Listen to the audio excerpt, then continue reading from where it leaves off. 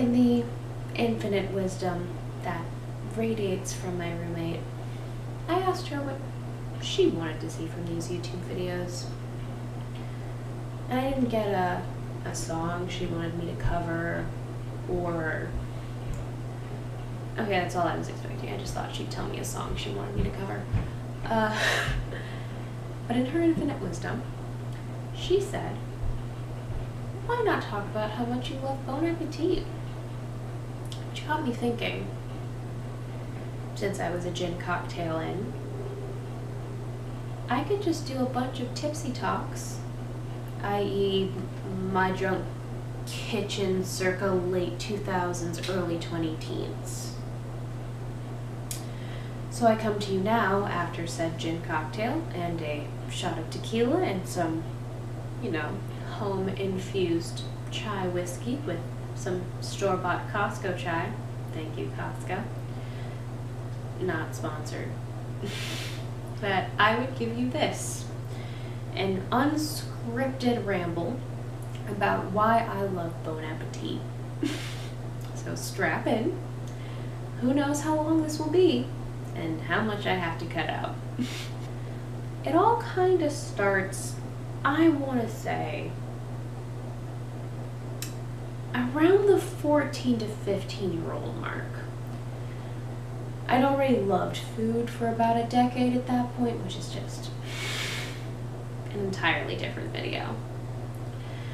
When my grandmother decided that it was time for me to subscribe to some magazines. So do I have a small archive of 17 magazines? I do. Do I also have a larger archive of Bon Appetit magazines? Yes. And so I've been a loyal subscriber ever since. I remember I made a lovely curry recipe in my senior year of high school that I don't regret making, that I really do need to make again. But my first true immersion into loving Bon Appetit was when the internet collectively lost their minds when Brad Leone made his very first episode of It's Alive. Because at that point, I didn't know what kombucha was. I didn't care. It felt like the punchline to a joke about hipsters that had been written by too many people. But he just made it look so easy. You get a SCOBY, put some tea in it, you add some sugar, some fruit juice, you let it ferment, and boom. Possibly literally. And so I started watching his videos, and I started getting really fascinated by fermentation, as you do. Still want to make sourdough from scratch. But then other videos started popping up. I remember when Carla had those videos about using bulk bins at Whole Foods to your advantage, and the first ever gourmet makes Twinkies. Well, the edition was Twinkies, but it was the first one. And slowly but surely, all of these personalities started taking hold. Mind you, I'm still a subscriber of Bon Appetit. And I start caring about the people behind the recipes, from Andy to Molly to Brad to Claire to Chris Morocco. And even our editor-in-chief? I want to say editor-in-chief, Adam Rappaport. Because I love reading his letters from the editor in every single issue. And I just really fell in love because the team made me fall in love. I've seen all of Alex Delaney's videos about eating one type of food all over a city, which became infinitely more funny when I moved to a food city. Because now I know what he's talking about. I feel like the culture around Bon Appetit videos has also become wild. You've got Mike's Mike all the way, and I want to say Australia, but it also could be New Zealand. I want to say Australia. And his video about how amazing Claire Savitz from the Bon Appetit test kitchen is, which I will link below. It's beautiful. Or you have, what is it, Meme Appetit on Instagram, just putting out stellar content. And so there's this culture now surrounding these people who develop recipes. And I don't think I'm ever, at least where I'm at now, I don't know how to not derive pleasure from these videos. You've got Molly just shortening every word humanly possible. You've got Emil losing his mind on how to cook all these different proteins, which is not, ugh, the videos are just so good. And I love long form content. You've got Claire just making everything. Or the very least, damn near trying her hardest. The Skittles episode, I worried. Was it this? No, it wasn't Skittles, it was M&M's. That one was my heart. But then you also, like, have Bradley only noodling with Maddie Matheson, which makes -8 cents. And now I think Maddie Matheson's cool, and I want to start watching his videos. And you see all of these intersections, because so many people are in New York, that you see all these different people coming into the test kitchen, and it's made cooking, which is something that I have loved for a solid 2 decades now, feel even more approachable. I roasted my first chicken last month, and I don't know if I've ever felt more proud of anything that I've made, except maybe challah. That was something really special. But it felt approachable, it felt like something that I could do. I felt confident enough to roast a whole chicken. I did it. And I make all these recipes now, and I don't feel scared anymore.